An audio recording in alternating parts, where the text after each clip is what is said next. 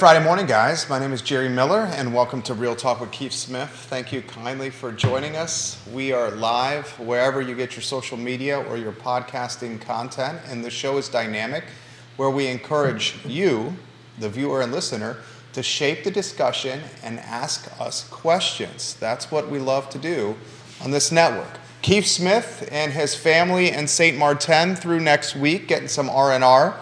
Woody Fincham and Candice are in the house, however, and I think this program is going to be absolutely a rock star performance over the next hour and change. Judah's the director. If we can go to the studio camera in the 3-shot, and let's welcome personalities that are known commodities in the Central Virginia market.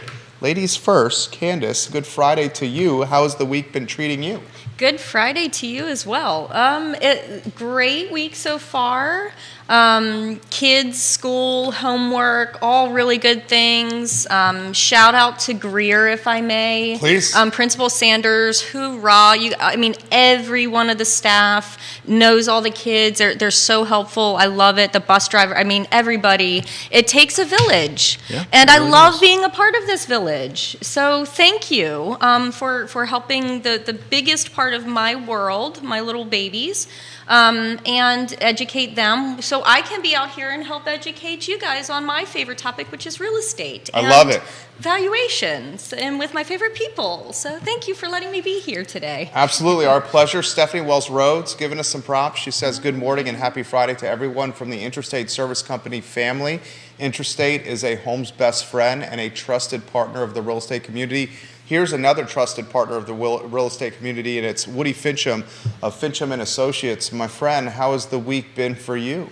We've been very busy. We're quite a bit of divorce work going on the last couple of weeks, which I hate to hear anytime a marriage is dissolving, but I'm glad that we're able to step in and offer good advice to folks on that. And just all kinds of crazy stuff going on. We just finished up some big investor packages that we've been working on, and just steady VA and Veterans Administration work coming in for veteran borrowers, and just all kinds of crazy stuff going on. So, got a big white paper we're working on as well that we'll be able to push out here, hopefully in the first quarter. We're at that unique point of the market where if something potentially goes under contract, maybe it has an opportunity to close in 2023, but perhaps most likely is going to fall into the first quarter of next year, unless it's a cash deal. Those can close a bit faster. I'll get out of the way and go to the experts. Woody, how do you characterize the market as we know it right now?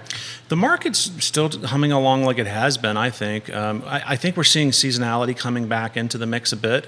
Like we were talking about last week on the show, meaning that days on market are getting a little bit longer. We're starting to see a little bit more participation from sellers with concessions in certain markets, and then the active days on market are starting to tick up. But a lot of that's I say it's ticking up, but some of that's because there are some properties that are just overpriced right now. They're just kind of sitting there.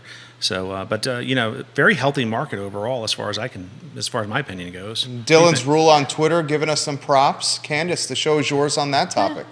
No, I love it. A couple key things. So just a little brief history. I just adore this person sitting to the left of me. I don't know on camera if you're to my left, but we were in the Pat Jensen Leadership Academy this past year, and it was just so wonderful. And Elizabeth Mendenhall, we got to see her twice, and she was here this past weekend as well. Anyway, long story short, the identifying the needs and the motivation level, and in any time, one of the things that she had said a few times this past week was that change is movement.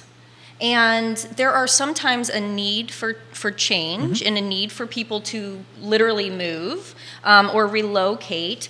So I think it all boils down to, days on market, price per square foot. When we look at, I love the graphs that Woody came up with in presenting the different charts and things, that the motivation level you can see when something is not priced for the condition and location, then it is going to sit longer. Yep. And no matter what price price it is. If the floor plan doesn't work for somebody, then it's not going to work for them. Maybe at a certain price point, you could make it work. So I think that the motivation level is key, and identifying, from my role, at least in perspective, being honest and communicative with my clients on listing their home so it will appraise appropriately, and looking at the comps and the value market that we have in, paper tangible form. But also talking to people about what is their goal in life. Do you want to go to St. Martin a couple times a year? Well, maybe you want to downsize into a home that's less maintenance and care, and you have an HOA fee. And you're scared because you've never had an HOA fee and you've never done this or never done that. Well, what is it that your lifestyle is going to produce for you? So let's price your home appropriately so you can sell it, maybe less than what in your mind you think you have to have, but what's that 3 extra months of happiness and joy and seeing your grandkids and, doing the things that you want to do? How much does that value? So I think valuation really comes into it with pricing our homes, but also for me as a realtor, talking to my clients about what the value is and what their future plans are, goals or motivation level or needs if they do have to move. For sure. Great start to the show. Woody Fincham has some knowledge to share with us. I will take a back seat, Professor Fincham, and before I do, Tanya Velas giving you some props, Zeke awesome. Mora, Sandra Hard giving you some props. Judah's got slides ready to rock and roll, so we'll adapt to the professor right here. Yeah, I prepared a little bit of market data information. I know usually when I'm on with Keith, we do kind of more of a macro level market at the county level or even regional level, but there's 2 really big neighborhoods that transient isn't the right word, but they have a lot of volume over the course of a year.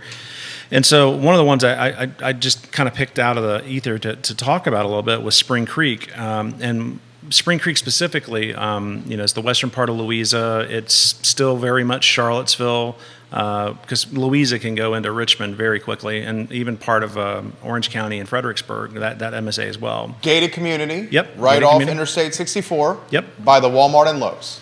Yep, it's a great little place, a very popular place. But the market that we're going to just take a little dive into real quickly is the resale market. It's not the new construction market. New construction still going along famously out there. We're doing a lot of new construction lending work out in that region. I'll just give a shout out to one of my colleagues, Todd Jenkins, over at Gray Fox Mortgage. Him and his team are doing a lot of the lending work over there. But Judah, if we could use chart 1, we'll just put that up on the screen. What we've got in chart 1 here, everybody, is it's basically just an overview of the market. And I'm assuming that all this will be available on Real Talk on the website. Yep. So you can download and take a look at it at your leisure. But the market's going along pretty healthily out there. If you look at, we'll move over to chart 2 when Judah can get it on, and but it's humming along very good. If you look there, this is a chart that's showing the price per square foot over the last 3 years. It's continued to rise, and each of the bars represent a 90-day period of time. So it's not quarterly, but it is a 90-day period. And prices have continued to go up.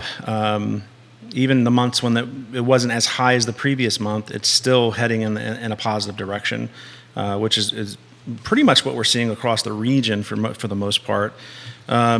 Sales days on market, definitely they're starting to tick up, but this last 90-day period, we saw a pretty big jump for sales, which is indicating the market might be slowing down a little bit, but again, that could be seasonality. We won't know if it really is seasonality until we get another 90 days out, but maybe even 180 days, because hindsight's always 20/20 in what we do. It's hard to say what's going to happen tomorrow. But what I wanted to really draw attention to is chart number 6, which is our days on market for actives currently. And what this is showing is that we are definitely seeing an uptick on the days on market. And the interesting thing that goes along with this, and this is getting really hyper nerdy as a real estate analyst and appraiser. I do. But if Judah, if we can throw chart 7 up, I always watch these 2 metrics more than anything to see what the market's getting ready to do. The first one was days on market for actives, but then we got our seller contribution percentages. How many sales are occurring or is there an increase in the occurrence of seller concessions? And it looks like that's staying pretty strong. I mean, on chart 7 is definitely showing us that we're seeing contributions right around the 2.5% to 3% mark, which is pretty typical of the market we were in pre-COVID. COVID, a lot of the concessions just kind of went away because it's strong seller's market. Still a seller's market, but Candy, what are you seeing out there? I mean, concessions are a big thing. It is, and in any market, especially then, there were not as many seller concessions seen. I think there were a lot of ways that people were able to be creative with their lender. If they did need seller concessions, maybe they were able to increase the price if their approval was there and in place for that price increase. I think that there are, also the seller taking care of things, doing the well pump, doing a septic pump and well testing and doing things like that. So I think now, it really has been a buyer's market for a little while, meaning I think that the perception of what a buyer is looking for, if it isn't absolutely perfect, and even when it is, there's not a huge rush. There's not a feeling of urgency on their behalf, I find, and even like, oh, this is the perfect house, but, we'll wait and see what happens in the spring. And whereas last, with the bidding wars and all that craziness, it was far more difficult because there was still lack of inventory, and that was the reason there were bidding wars, is because there were more buyers than homes to sell. Very simple math. It doesn't add up. Well, now there are still low inventory concerns that we see, but the buyers are also not overly anxious or motivated to put pen to paper. And I think that come the spring, we're going to see an increase in listed active properties, and as I've seen as well, people that are coming off for the holidays, if it's been on the market for a longer, extent of time, let's just wait and come back on in the spring. So I think we are going to see a good increase then, which will ultimately make it a little bit more competition for the buyers as well. So if there's a buyer, currently that is considering, I would say if that property fits all those boxes, go ahead, because we have comps to value it. Sellers are usually pretty motivated in offering those concessions. And again, making sure that your realtor knows and puts together the appropriate contingencies along those lines. What types of inspections you want to hold and what those time frames are. Making sure that I haven't seen a lot of early occupancy, where somebody needs to move in ahead of time. Financing has been pretty quick and convenient. Appraisals are not taking a long time. It's funny, we look back through the years ago, okay, what was happening? Oh yeah, I remember when that problem. One of the things too, Stephanie, shout out to you guys, and Robbie, oh my God, what realtor doesn't love Robbie? But, whenever we call and we need a well test or a septic test, or oh no, it was a certain type of loan that we switched to, and now we need extra testing done. These things are common for a realtor. This is something, like I tell my clients, I've done this, hundreds of times. These are things that we can kind of expect along the way, and having a good connection with our colleagues and our affiliates is definitely the way we can do that, to make sure that that our buyers and our sellers are getting the best of what we're telling them we're here to do. Candy, you make me tired just listening to you. That was fantastic. That was great. I had my real estate license for all of 2 years to sell when I was still living in Hampton Roads, and you're a good example of why I can't do it. It's just I like numbers. I like looking at the data. I like all of that. But listening to you, it sounds like you're doing 12 things at any given time. And I'm not. I can multitask, but I can't do that. That's well, you're again, that's the thing of we're usually, again, and that's what with all of the, I love the positivity of getting back to the ground zero, and our local associations is what I can speak on behalf of. And here we have such a connection with our community and with all of the people that, again, and when somebody is selling their home, we rely on HVAC technicians and plumbers and electricians. We rely on so many people to get the word out and spread. It's kind of like, heavens forbid, thankfully, one of our colleagues lost a dog, and because of social media and posting and broadcasting and getting the word out there, the dog was found safe and back home. I kind of liken that to what we do is that we need to be connected, and so that we have this network of people when something unexpected comes up and we know it's going to take 5 extra days to get the test back because it's got to go to Richmond, and our clients don't understand, well, why are we now not able to close on time? So we rely on our colleagues and talking to our appraisers and our lenders, our clients, and making sure that we can, our pest control companies, to make sure that these things can be done in a timely fashion. And when concessions are needing to be done, we have a general concept of what it's going to entail. Oh, we need to shock a well. I have no idea. I'm a bookkeeper. I sit behind a desk and I do papers, and I'm a numbers person. Like, I don't know what shocking a well means. Well, okay, let me tone it down a little, explain it to you, and here's Stephanie, call her. She's amazing. She'll talk you through it, and they can come out and do it. Again, it's trust, it's communication, and concessions are one of those things. I'm on my soapbox now. Y'all shut me up. I like it. No, keep going. This is fantastic. No, but that's what we need this, and I am not for everybody. Thank God. There are people who are calm and stoic, as Woody says, and able to analyze those numbers in a not so excitable fashion, because it all adds up in the end for what is best for our clients and making it a win-win for everybody to get to the finish line. You are fantastic in a talk show. Candice is dropping some bombs right here. So this is coming in the feed, and viewers and listeners, jump in the mix. You guys have probably seen this over the last few days circulating on social media. I've seen this on mortgage brokers' pages, on realtors' pages. For every 1% rate drop, 8 million new buyers enter the market. Spring could be crazy. Again, I'm looking at Jamie's page here from Brick and Mortar. I saw this on Scott's page. Yeah. Highlighted a version of this. Rates are dropping. What's the expectation of a potential bonanza or frenzy created by rates dropping? I'm seeing stuff in the low 7s. I heard through the grapevine a certain loan product in the high 6s. Oh, wow. Thoughts coming with the first quarter. Some folks are saying it's going to be mid 6s, and a lot of folks are saying that we could have that frenzy because there's been this hiatus or people sitting on the sidelines to list and sidelines to potentially buy, waiting for some kind of change in rate circumstances. You guys are the pros. I'll get out of your way on this topic. Woody, why don't we start with you on that one? Well, we're starting to trend downwards on the rates. I don't know that they've moved quite a bit enough yet to really, get someone really willing to jump in with both feet. Folks that are waiting, I mean, you're moving a few basis points here or there. That's probably not enough for most home consumers to really look at and say, hey, well, let's get back in real strongly.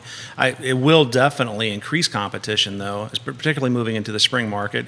As history has taught us, spring is always going to be our ramping up market with volume. My big concern with the region more than anything else, and I mention it every time I come on, is just attainable housing for folks. The folks that really need to be able to move that are below that. If you're not able to buy a $450,000 home right now, this is a hard region to buy in. Period. That, and with the investor proliferation we have, I mean, we always have a strong rental market here for single families and duplexes and tris and quads. And when those properties come on, they get gobbled up immediately, whether it's going to be an owner-occupant or an investor coming in. So it's very competitive when you're at that price point and below. So when it's going to open up more above that for sure. But I don't know. I don't see it until we get closer to the 5.5-6% market. I don't know that we're going to see a whole lot of change. I'll throw this to you, Candice, from a mortgage broker, Michael Buchensky of First Heritage Mortgage. He's got multiple comments in the feed. Before I do, I'll highlight Bill McChesney watching the show, Katie Pearl watching the program, Tyler Berry, hello, thank you for joining us. Josh Griffin, thank you for joining us. Neil, jump in with questions. Michael Buchensky, First Heritage Mortgage, watches the program often. Coach B, we've dubbed him. We value his opinion and the service he provides at First Heritage Mortgage. He says, we have a new program alert. 1% down, no MI, conventional loan, 620 minimum credit, primary home only, max $350,000 loan amount, 80% AMI for income max. Point is, lenders are coming out with more aggressive programs to help buyers. This is great. And he says, Woody and Candice, in 2024, mark this down, low 6s and high 5s with the interest rate from First Heritage Mortgage. I hope he's right. Awesome. Yeah, so anywhere you want to go on this topic with rates dropping and your crystal ball on how that's going to impact things. Yeah, I mean, obviously, human beings are accustomed to wanting, more bang for their buck, right? Everybody wants more for less. I think that is just inherent That's in the our American DNA. way. I mean, come on. Yeah. So looking at things, again, I'm like preaching to the choir here, but, condition for the location has to match the price, period. If the greater pool of buyer demographic is really interested in a specific thing, like Woody had brought up, identifying less of a massive scale, but down to a micro scale of Spring Creek and Forest Lakes, or taking into consideration, let's say, uniform communities that have amenities and standard features.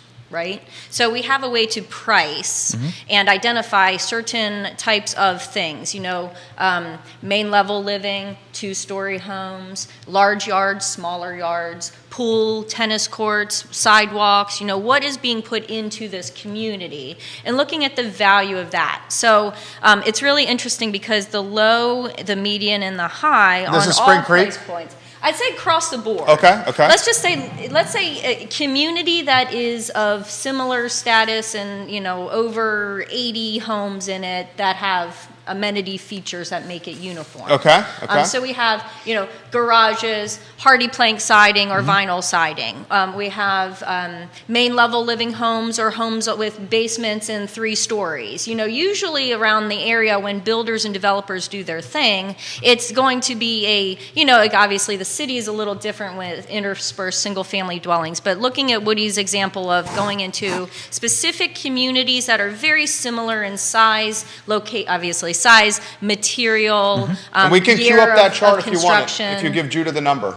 Oh, for sure. Chart 1, I guess. And well, we haven't looked at the Forest Lakes data. You want to jump over to that, Judah? We can...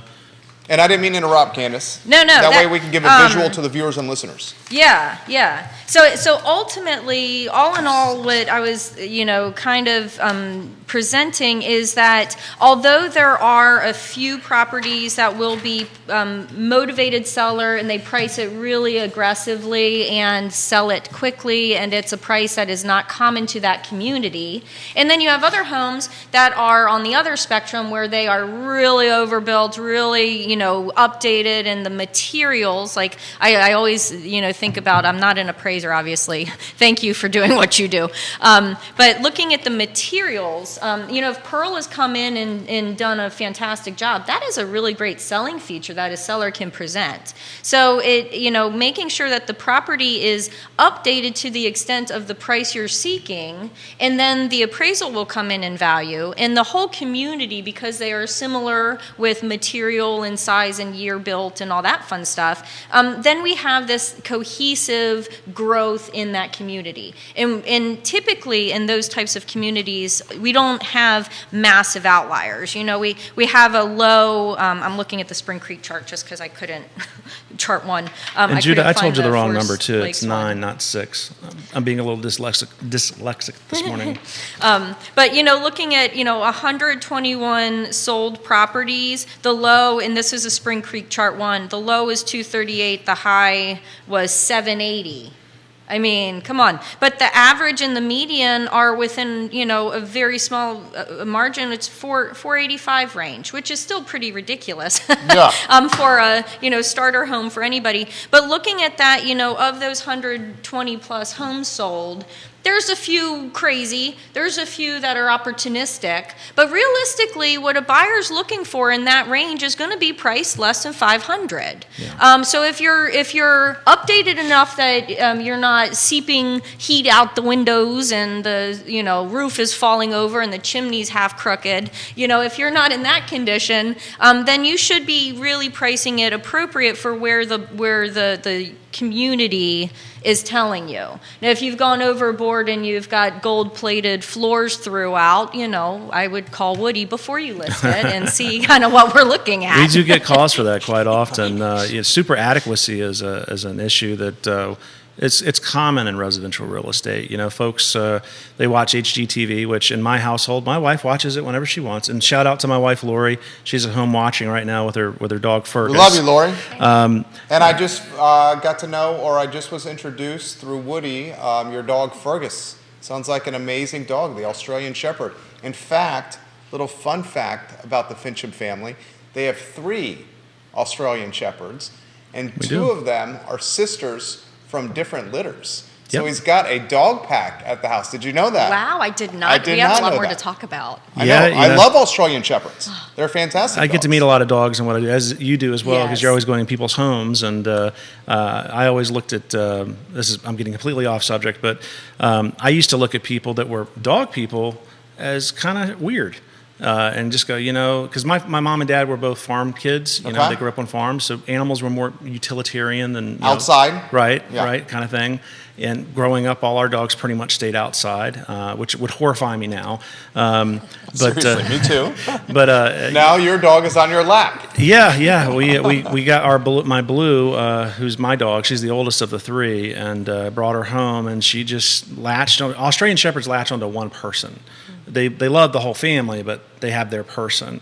And so she latched onto me, and it's just like all of a sudden I'm just like one of these weird dog people now, which makes life a whole lot better actually. So I forgot what we were talking about. We were talking about gold-plated floors. Super adequacy. Yeah. Yeah, that's what we were talking about. So we deal with that quite often, where and a potential listing will come up for an agent, and they meet that homeowner who is positive they have the absolute best piece of property in a subdivision or neighborhood, and they are insistent upon listing it way high. Most real estate professionals have been doing this for a while will tell you overlisting is not good, because you'll stay on the market longer if the market conditions aren't perfect for it, and you'll get stigmatized. And the longer you sit, people are going to start going, everything else is selling in a week. You've been on the market for 45 days. There's something not right here. And there could be nothing wrong at all. But because it was mispriced, the market just starts looking at it in an odd way. So it does get somewhat stigmatized.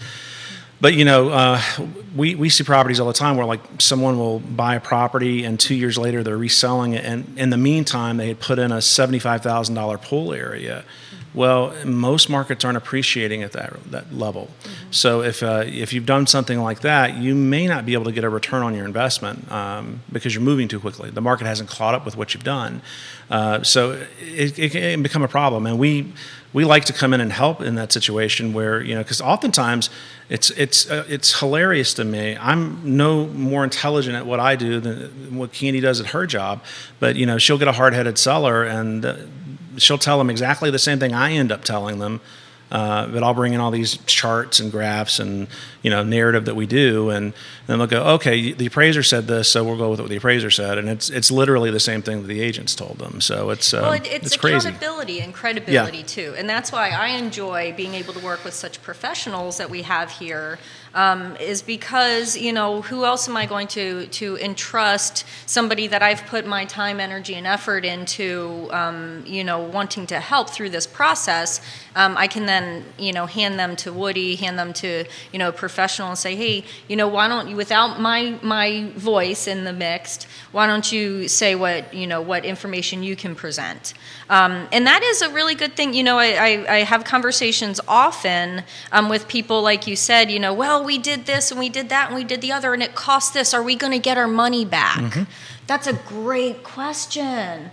In some way, did you get the value proposition? Quality did you of life enjoy enhancement. that? Right. Yeah. For the 3 months you got to enjoy that new Wolf oven and the deck and the pool and the all those wonderful things. That's great. And the best part of all is that may be a feature that is super attractive to more buyers out there looking in the market. Right. So maybe you're not going to get, dollar to dollar isn't going to be the same. It's not the same seashell you're passing around. However, somebody looking at your home versus a neighboring home who in the same community, same year built, same size, builder, floor plan, features, all of that, but then they go, oh, wait a minute, but this one's already done. I don't need to add the deck. Yeah. So even though they're not by dollar, maybe they'll give you asking price at what is appropriate versus trying to haggle down because they're going to do that next door if they get that one. And then you got the quality of life enhancement.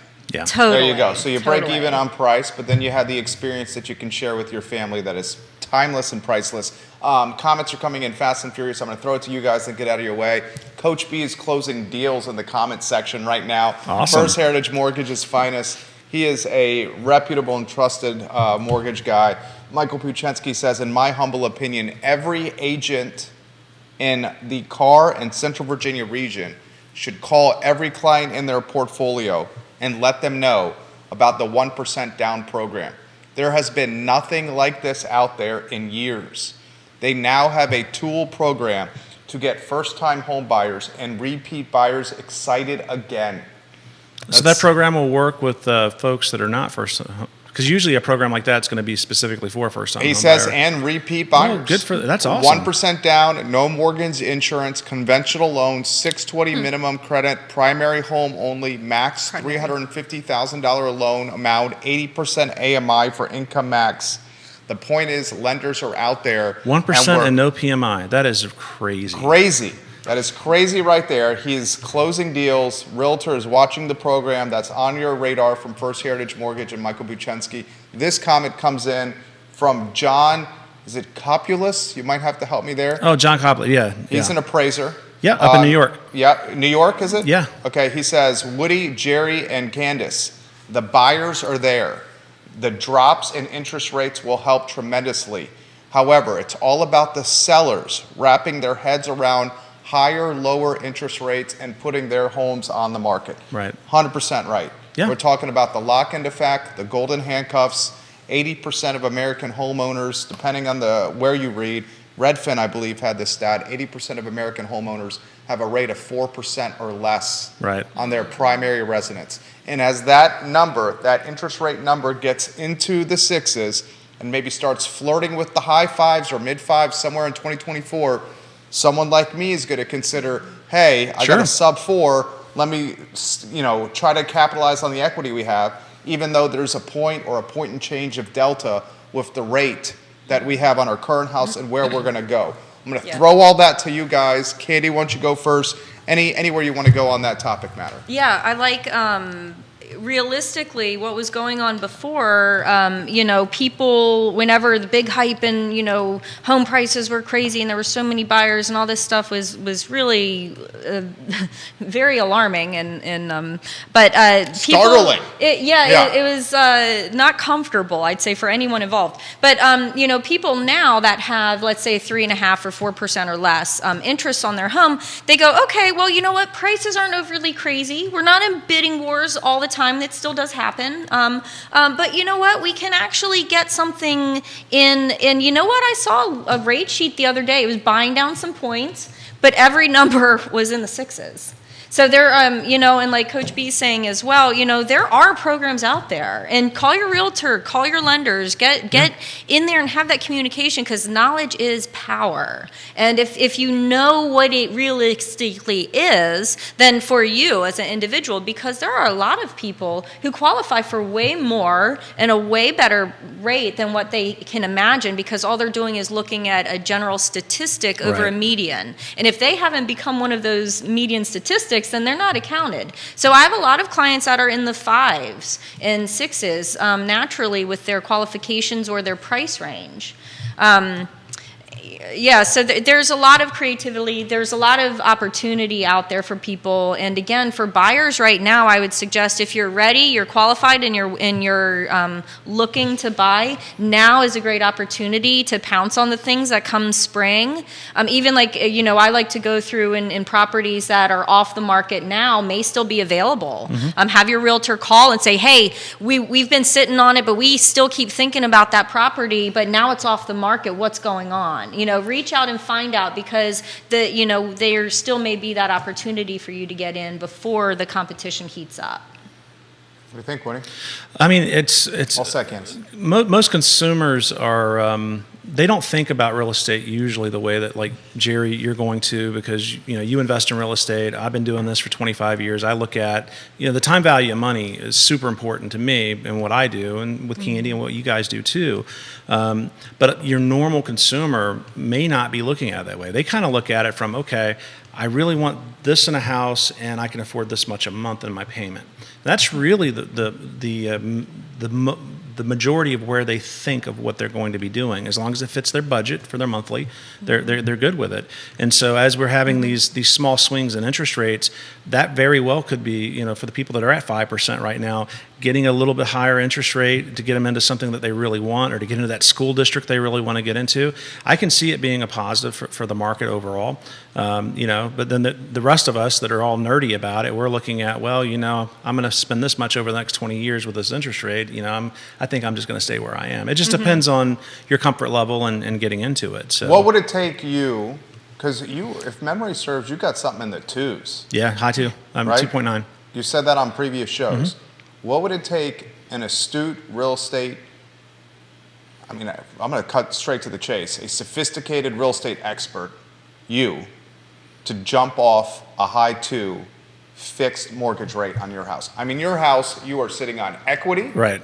Significant equity. Yep. To put that in play. Mrs. Fincham would have to say that she wants to move somewhere. Okay. She's very comfortable at Lake Monticello right now. I might, if Keith and Yonna ever put their house up, I might consider buying that one. Okay. Yonna, I'm on your team here. Keith's going to kill me when he gets back. But that's what Keith gets for sending me all these pictures of all the food he's eating. I see that, yes. Right. It's 30 degrees here, and at 7 in the morning, Woody and I were on a text chain where people were in beach shirts. What do you call them at the island? The flower shirts at Parisian French restaurants. But Keith, we hope you guys are. It looks like you're having a blast. Absolutely. Yeah. Go ahead, Woody. Well-deserved vacation at that. Absolutely. But honestly, if I was looking at it where we needed to move, or there was a utilitarian reason why we needed to move, I would be very reticent to jump in the market right now with where I am, even though we do have a decent equity position, meaning we'd have a good down payment on whatever we went into next. I'm very comfortable.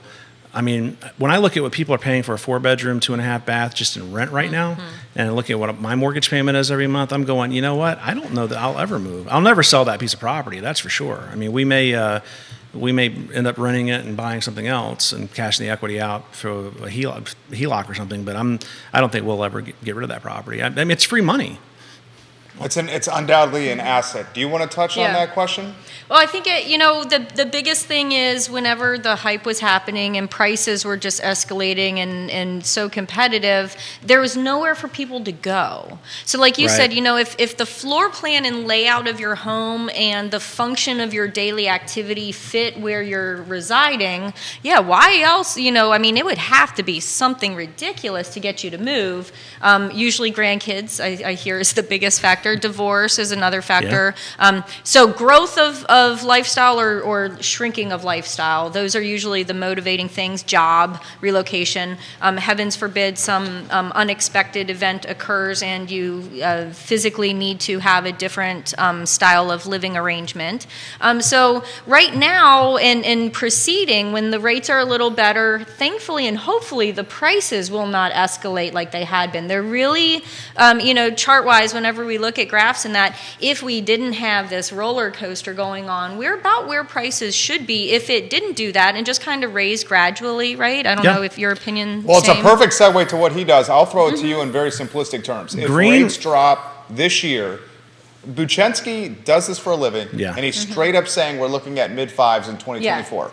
If we drop, we're talking 1.5 to 2 points from where we're at right now. And it puts a boatload of buyers in the market. Philip Dow's watching in Scottsville. He says this is going to be even more of a seller's market if we go into the mid-5s. Yeah. We know that. Yeah. And if we get back into that bonanza, that frenzy that we saw during the pandemic, are we going to see, like we saw in the third quarter in Albemarle County, year-over-year value appreciation of 11% plus going into next year? Are we going to see that kind of appreciation with homes? If we drop to the mid fives, yeah, absolutely. You think so? Oh yeah. I mean, Okay. We've got a lot of pent up demand that's there because I mean, your normal family or household is going to. They want to move every 3 or 4 years. That's usually the statistic. I mean, you know that better than I do. Well, yesterday it actually. Now it's up to 10. Now it's a little, because yesterday what was they it had mentioned pre-COVID, it. though? It was 7. It was 7. Okay. Now So- it's at 10. Yeah, we're a little So higher. we're coming up. We're a couple years out, but I mean, people get that itch to move, and Yeah. anybody who didn't move while the COVID market was going on, they're coming up on that itch to want to move. Like I married an Yeah. Army brat. When we first Yeah. got together, it was like every 3 years. She's like, I want to move. Dude, someplace. if it wasn't for my wife, I would be moving every 2 years. You stay for 2 years because of the capital gains exposure. That you see this with the builders around town. They build a home, they live in it for 2 years, Yep. and they sell it. Yep. I would do the same damn I thing. love my clients that have that same mindset. Didn't you grow? Please call me again. I know. Hasn't been This 2 is years closing yet. deals No. up. But aren't you from a similar background? Yeah, A builder daughter? Or builder family? My former husband Justin, his dad Craig Gotcha, Vanderland, and gotcha. Pete, they owned Vanderland Homes, and Derek and Bruce had the tile, and so it comes from a construction background, for 20 plus years, and knowing specifically Forest Lakes and the communities that were built in those late 90 period, early 2000s. I started touring around Charlottesville and learning to get to know the area and the construction and the development. Really, shout out to good friend Mark, Contour Construction. I mean, I think he's moved more dirt around this town than anybody. So there's a lot of connection, and my drive and background in my childhood was construction from the worker's perspective. Every one of my mom's 9 siblings were contractors, so I was spending my time, free time on job sites, building walls, doing roofing, doing plumbing. That's my childhood as well. Oh, I love it. But yeah, I totally got off of where we were right there. But, The appreciation. my thing, you know what? I am an optimistic. I love to see all of the horrendous things that can erupt and fall apart and go wrong, so I can be prepared for plan, F or wherever we are down the line. But, being optimistic and going, okay, here's our goal. Let's go for that. Let's aim for it. Mr. Barber, my wonderful, wonderful teacher in elementary school, I adore him. He had a thing, if you aim at nothing, you will hit it. So let's aim for the best. Let's aim for the most opportunistic and optimistic outcome. And my thing is, Love that. what? I'm gonna People write are that down. pent up. Good. I can't repeat it again. Go back If you on aim the... at nothing, you will hit it. I'm Yes. putting that in my notes. It's adore similar him. to He was what amazing. having an English family background. You hope for the best and prepare for the worst. That's just a more depressed way of saying it. What you just said. Well, kind of, along those lines too. You still plant the garden. Yeah. You don't know if there's going to be a drought. You don't know if there's going to be a flood. Sure. You still got to plant those seeds, though, and water it and care for it and nurture it and hope that you can then feed and grow and adapt to whatever is in the future, right? So you got to go for it. So my thing is, because of all this, we're back to 2019 times, 2017 times, as far as a professional in this industry. And looking at, there's going to be more communication about options and opportunity with all of our colleagues and affiliates. There's more opportunity now for a realtor to show our worth and our care and our efforts and our expertise with this process to help our clients. And there are so many of my clients that wanted to move and list their home. That would be a great listing for so many buyers that are out there looking. However, they had nowhere to go. And with the interest rates so low and the prices escalating so high, I'm very hopeful that, if we can get in the sixes in that and maybe the high fives, that's great opportunity for people, but realistically, we should not be in the threes. It's unattainable unhealthy. and unsustainable. Yeah, Walt Davis Hall watching the program. He's a realtor watching the show right now. Sarah Buchensky, welcome to the show. We'll get to your viewers and listener comments here in a matter of moments. New York, John from New York is giving you some props right now to Candice specifically. You're going to love this. She goes, Candy has an excellent aura. In the comments section right now. I concur. I'll take referrals, please. She's trying to close some I'm like Frank deals. Balliff here. Oh my gosh, this is horrible. Lane, is it Duppelchin? Duplichin. Yeah. Duplichin, watching the show here. 4 states on the feed and a handful of firms in Central Virginia watching Real Talk right now on this show. We want to get back to the price appreciation. If Buchenski's right, and we're in the fives, you're straight up calling double-digit appreciation 2024 over 2023? So this is compounded on the double-digit appreciation. It's most likely going to happen. We saw in 2023 versus 2022. Yeah. Compound double-digit appreciation. Well, we have very finite inventory on the market. So small amount of supply, a lot of demand. You put the purchasing power back out there to the consumer. You're dropping them, 1.5%, whatever it's going to be at. If you get into the mid fives, low fives, it's going to be another shot of steroids to buyers, and it'll get super competitive again. Diligence will probably go back out the window. Good night. I can't tell you how many times I would see on social media where listing agents were literally taking a cell phone and doing a live feed, walking through the house. And there was a dozen offers. And you couldn't bring the consumer into the property. I mean, they would do, like here in Charlottesville, they would do what they would call a pre-listing or a broker pre-listing showing, where they would. It was a coming soon. Yeah, and it would just be brokers and agents going through the property with their phones, and they would have multiple offers all over what they were going to list it at, and it's super competitive. I don't know that we'll get back to that crazy of a market. Hopefully not. I hope not, because it's really not in the consumer's favor to do that. But I do think that at mid-fives, we're definitely going to be looking at a market on steroids. And that would be healthy enough, though, if people are motivated, because going from somebody sitting there with the home that they don't really have to leave, it fits their lifestyle, it fits their needs, it's in a location that's great, they have no need to move, but they're like, you know what, I've been wanting to move for like 5 years, and now's the time. I'm very hopeful and optimistic that that's going to be more of the mindset, because if they're at a 2.5, a 3, going to something different that is now a 5.5. It's not as bad as going to 8. Oh, for sure. I do want to mention too, though, just for our public and everything like that. So the coming soon process, there is no showing allowed for the general public in that. So when you call your realtor and go, yeah, but I see the coming soon sign in the yard, Right. There are very legal specifications as to the brokerage. Now there could be 1,000 people in there aren't 1,000. There could be 100 people in the brokerage, or there could be 10 people in the brokerage, and that information may be acceptable. There are laws, though, appropriate. Right? The brokerage can see it. Am I wrong on that?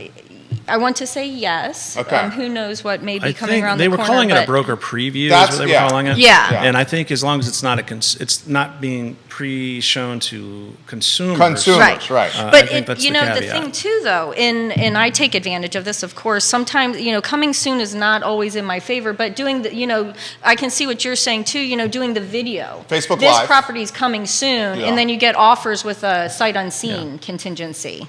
Yep.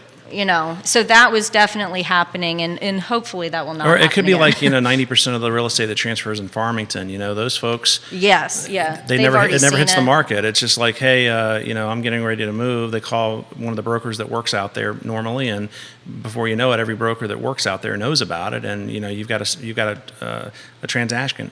Has happened and it's closed. This is a great Yeah. question from John, who's in the game in New York. The owners, is it Copulus and Associates? Yeah.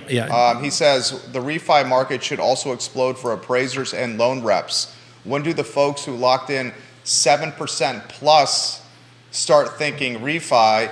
And I could just see John, and he didn't post this in the comments section, but I could just see him in upstate New York going like this with his hands, because he knows the refi business is going to take off. If you see a 2-point swing in rates, people are going to jump off 7.5 plus and try to get in the 5.5 game, which means business for you guys, business for the Buchenskis of the world. That's a great topic we should talk about. Yeah, and it's a welcome thing for a lot of appraisal firms across the country. I have a lot of colleagues right now that do almost exclusively lending work, and it's never a good idea to put all your eggs in one basket. Because the refi market has been It's ice done. cold. Yeah, I mean, ice cold. we're still doing some, but it's usually going to be strategic things like kids getting ready to go to college, or they need to do a remodel, or something's happened in their life where they need to. It's cheaper for them to do that than to put it on their their credit card or whatever. So they take advantage of it that way. But refis otherwise are done. I mean, 3 years ago I would do a refi in January for a lender. The same lender would call me back 8 months later.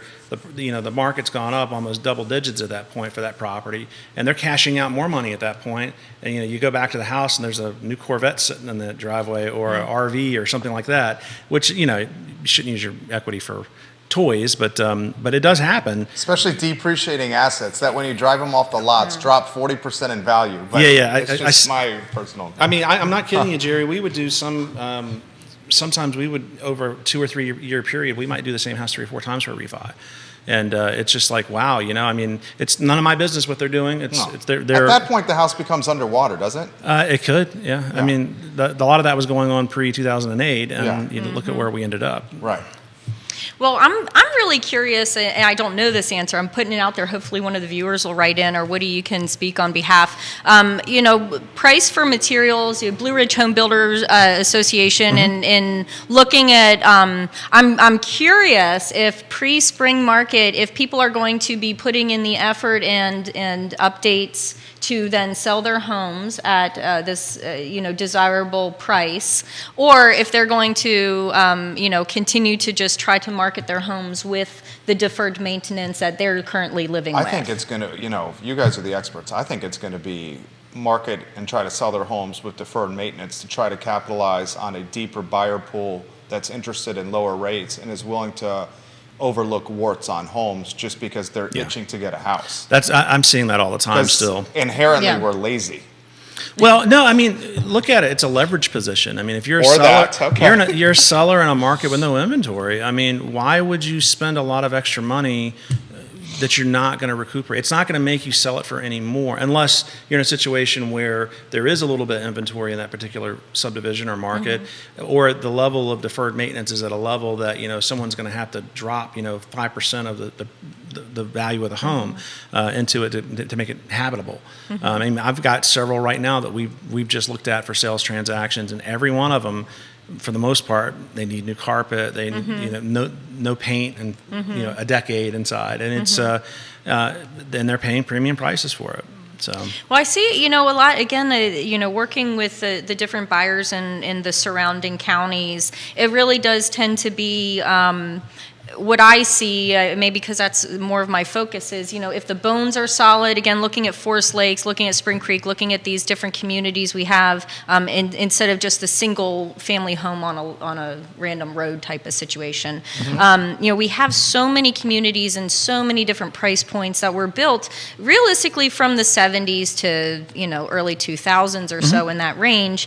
Things like, if there's Quest plumbing, if the roof hasn't been replaced, if there's dead trees all around that are potential hazards, the driveway or access isn't acceptable. Or the HVAC's 20 years old. Foundation is parging or bulging. So things like that, I see that buyers are far less willing to accept than, carpet, well, we were going to put in the contiguous flooring anyway. We'll get this great rate with First Heritage Mortgage and, put in the carpet afterwards because we didn't have to put in so much of our down payment. Right. So I think there are going to be some different opportunities for people to look at, as long as the function, safety, structural, the integrity of the home is solid and up to par, Pearl's come in and done their thing, and you've got this well-insulated or well-maintained property on those big ticket items, then going in the cosmetic stuff, it really isn't that challenging. I'm seeing a lot of buyers, though, that are still like, well, yeah, we'll keep looking. So maybe when the prices come down, those opportunities will be more motivated to jump on. Walt Davis Hall is looking to sell his dad's house right now in the comments section. He's got his dad's home listed in the comments section of my personal page. He unfortunately passed away. Our thoughts and sympathy and empathy to your family, Walt. He said, I'm selling my dad's house. Here's the link. It needs some TLC, but we're motivated sellers. 462 Horseshoe Mountain Road in Roseland, Virginia, with a $497 asking price. I like it. I like the the new age version of moving and shaking over here by the folks watching our program. This is a fantastic question. It's right down the street in North Downtown. One of our favorite viewers and listeners, Grayson, says, so does the panel think it's going to be at the same frenzy we saw during COVID? I understand that it may not because the rates are not sub 4. They're talking 5 or a little higher in 2024. But to the point Jerry's made in previous shows, the population is increasing and we keep getting these national awards that are driving more people that are new to the area with a lot of money to the area. That's a great comment. Yeah, it really is. And, going back to Einstein, everything's relative, right? So the lower the rate goes, the more intense the buying power is going to be for the consumer base. And I think that'll be, the lower that rate goes will work in conjunction with how fervent the market's going to get. So if it drops below 5.5, I think it'll get crazy. If it's between 5.5 and 6, it'll be less crazy. Below 5.5 to the crazy that we saw in 2022? Maybe, because we don't, the one thing that we can't metric, and Candy and real estate agents and brokers can speak to this more than I do because they're consumer forward where we're not as an appraiser, but there is pent up demand out there. But what level of pent up demand it really is there? And if there's a tremendous amount of it, if you go down 1.5 close to 2 points, I think it's steroids again. And why, I'll echo that, what I think will also happen, then I'll get out of the way, and Candice and Woody, you jump back in. If it goes, look at what the national media did. The national media dampened the real estate market by their, what's the word I'm looking for when you go over the top? Hyperbole, hyperbolic. Hyperbolic coverage of what Powell was doing. They kept the rate increases and the quick nature of the rate increases in the national news cycle for so long that it spooked the market. Granted, that's what Powell wanted to happen, the market to get spooked. Then the national media really took it to a different level. If rates drop 1.5 to 2 points, the national media will do the same type of coverage, and they're going to throw kindling on the fire. Irresponsible journalism That's what it is a horrible thing. Because here's the thing, with our society now, we are 24 hours or less for our media cycles. So anything that happens, whether, we're talking about Ukraine or Israel, or we're talking about the market, the rates and all that, everybody becomes an expert like that. And most folks aren't an expert on these types of things, but because the media is feeding them, they think that they've got a basis to make these types of decisions. Credentials, PhDs. Yeah, for sure. And going back to Keith's old thing of trusted professionals, find people that you can trust, that you can work with, and listen to what they're doing. Real estate's extremely local. It's hyper-local. And what's going on in Charlottesville doesn't reflect what's going on in the national news. Those are two completely different things. I think I imagine it, with what had happened and why it got so crazy is because we knew it was going there. Lawrence Yun visits, occasionally, is amazing, a chief economist for our national association. But he, realistically, we did this. We got to a point and then we skyrocketed to the next step. And then we skyrocketed to the next step. The perfect storm. It just, and then, coming down in rates, it just skyrocketed down, and going up in rates, it jumped up really high. Instead of a gradual, you don't teach a baby how to climb a stair that's twice its height. You teach it on a smaller level. So hopefully we will gradually reduce. The best thing about this, what I can see though, is all this new construction we have around the area and our surrounding counties. Like Woody said, this is a very local, individualized market compared to nationally, compared to even statewide, right? We're very different than Hampton Roads. We're very different than Northern Virginia, than Richmond, than Chesterfield, than western parts of Virginia.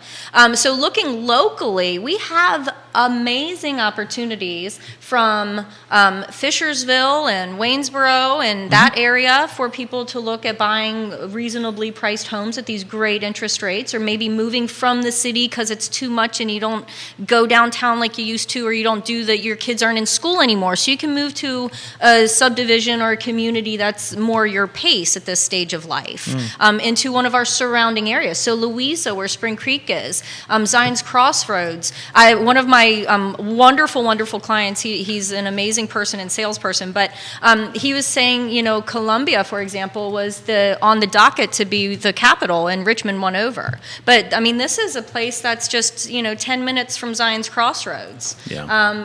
The river, the amenities we have naturally occurring in this area, the mountains and the attraction, you can really diversify and expand your horizon. So I think with all the abundant new construction that, and what I look at it as, when weather is not permitting certain things to chemically harden and seal and dry, you can't do those things. Mother Nature is going to rule over that option. So whenever people can't put a road, they can't do a sidewalk, certain things can't be done with new construction. Well, when it finishes, it's been 18 months people have been waiting in a lot of cases. Yeah. Well, now they're going to list their home within 2 or 3 months before they move. Well, they know when they have to leave. They have a motivated time frame. They have a specific goal attached with their movement.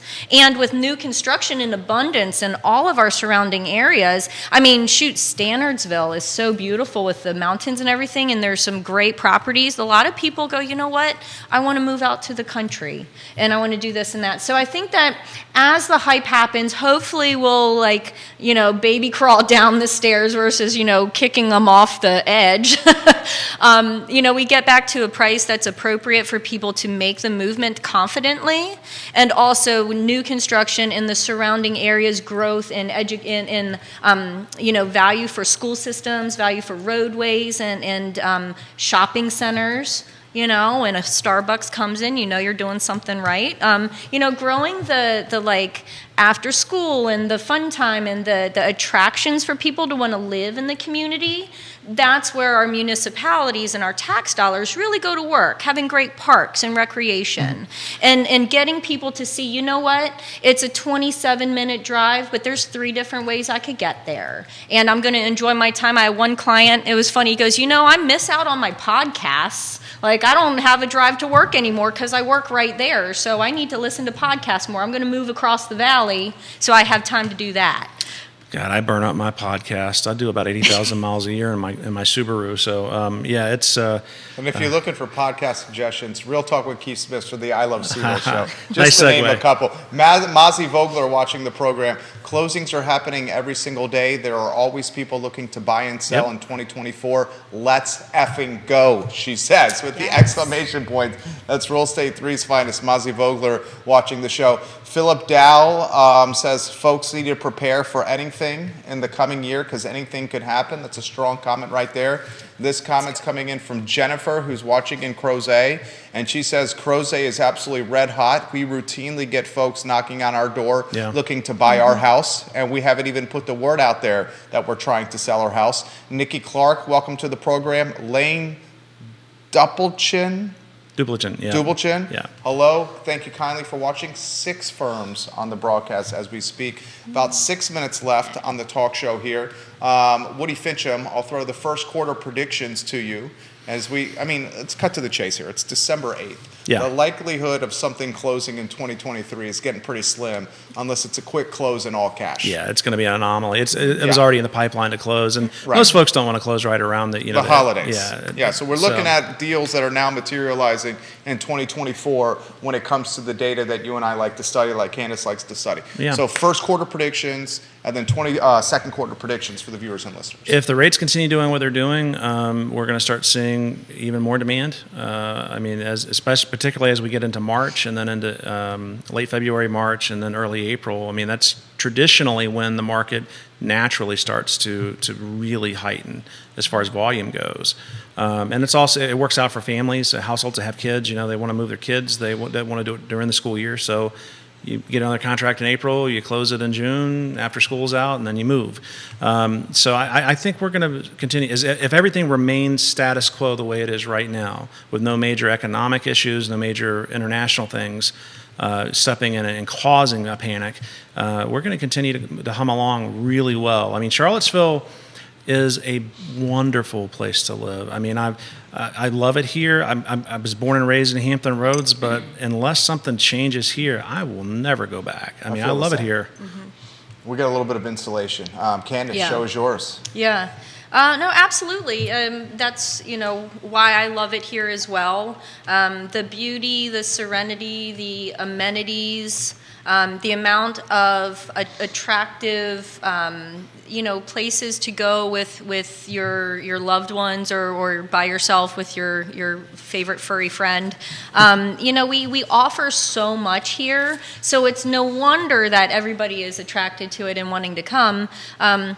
I'd say, looking at it, I would suggest, realistically, looking at 2024, if you're in a position where you want to buy or sell, or do both, sometimes you got to sell to buy, really be honest with yourself, be honest with your realtor, be communicative, and make sure you tell your realtor to be honest with you.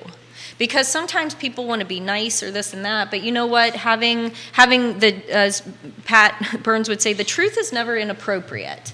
And being realistic about the expectations and the goals. Love that. Yeah, it was always good. She's full of quotes. Maybe today. uncomfortable. Yeah. I'm full of it all the No, time. that one's good. The truth is never. Yeah, I'm Pat writing Burns, that one down too. The truth is never inappropriate. I like Just be realistic about where you want to be and what your goals are and why those are your goals. The why, Simon Sinek, Elizabeth Mendenhall, thank you so much for all of your words of motivation and encouragement. But why are you doing these things?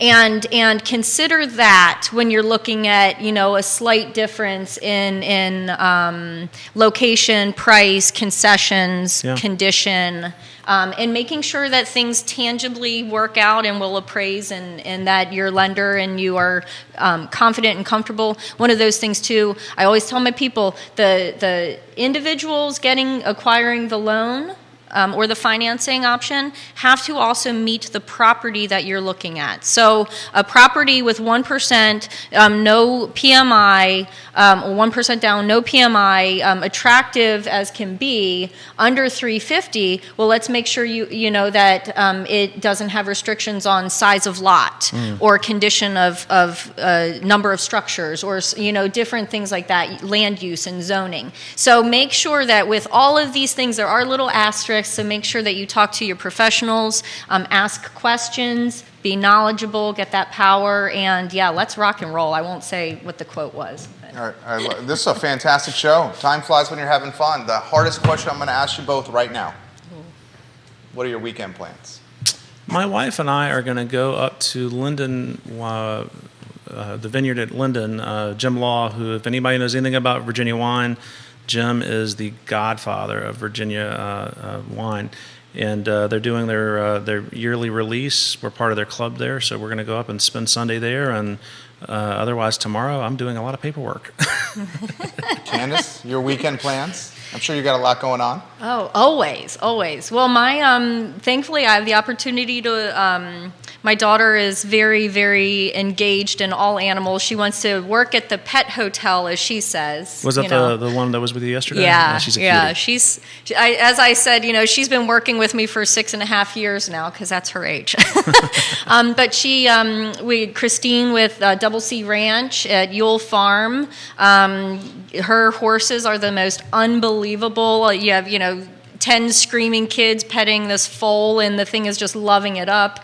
So I get to go out and help with the horses and see my daughter and do some riding and that. So appreciate that opportunity to do that. And then I'm not going to say what I'm doing, but I am having Santa's elves helping me this weekend, preparing for some things that will be finalized Christmas Eve, likely. Thank goodness Santa and Mrs. Claus that uses Amazon. So yes, they do. Fantastic. They have fantastic. We need a gift wrapping party. Plans for the weekend. The show was fun. I had a blast. Did you guys have fun? It was fun. Absolutely. Yeah.